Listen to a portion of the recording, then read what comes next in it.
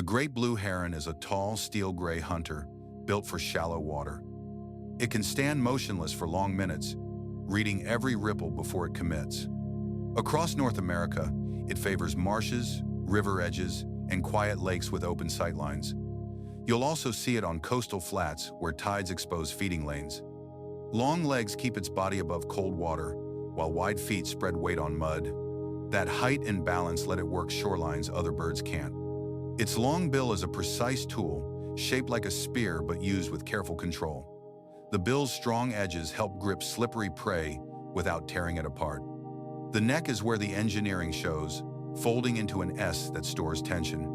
When the moment is right, that stored power drives a fast, straight strike. Hunting starts with patience, not speed, as the heron watches for the smallest tell.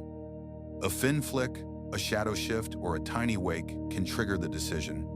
Most of its meals come from fish, but it isn't picky when opportunity appears.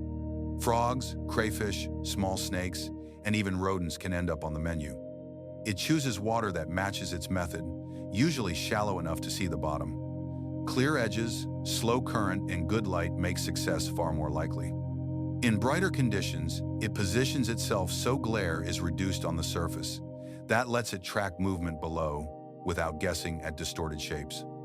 Instead of chasing, it uses angles, stepping into places prey must pass through. Narrow channels, creek mouths, and weed lines become natural funnels. When it does move, each step is deliberate to avoid sending pressure waves ahead. A rushed footfall warns fish long before the bill ever reaches them. The strike is quick, but the work continues after contact because prey fights hard. The heron adjusts its grip, lifts the catch, and repositions it for swallowing. Many fish go down head first to keep fins from snagging in the throat. That detail looks small, but it prevents injury and makes feeding safer. Sometimes it pauses to rinse a catch in water, clearing mud or weeds. Clean prey slides easier, and that matters when every meal must be secured. Wind, rain, and low light change the plan because visibility drives the hunt. On rough days, it may switch spots, wait longer, or choose larger, slower prey. In winter, a heron often shifts to open water where ice hasn't sealed the edges. Springs, dam tailwaters, and tidal zones can keep food available. Along coasts, it works estuaries where fresh and salt water mix. These places hold dense life, and the heron uses shore contours like a map. You can often spot it by its posture, upright and scanning, then slightly lowered to focus. The body language shifts before the bill ever moves. Flight reveals another signature detail, with slow wing beats and a wide wingspan. Unlike cranes, the heron flies with its neck tucked back, not stretched out. At takeoff, it uses a few heavy pushes, then settles into steady, powerful strokes. From above, wetlands turn into a grid of feeding routes. Nesting usually happens in tall trees near water, often in groups called rookeries. A single site can hold many nests, each a platform of sticks. Pairs coordinate their roles, with one bird guarding while the other gathers material. Over time, the nest grows thicker, lined with softer vegetation. Chicks hatch helpless and loud, and parents bring food back in frequent trips. As they grow, their demands rise, and the adults work long days to keep up.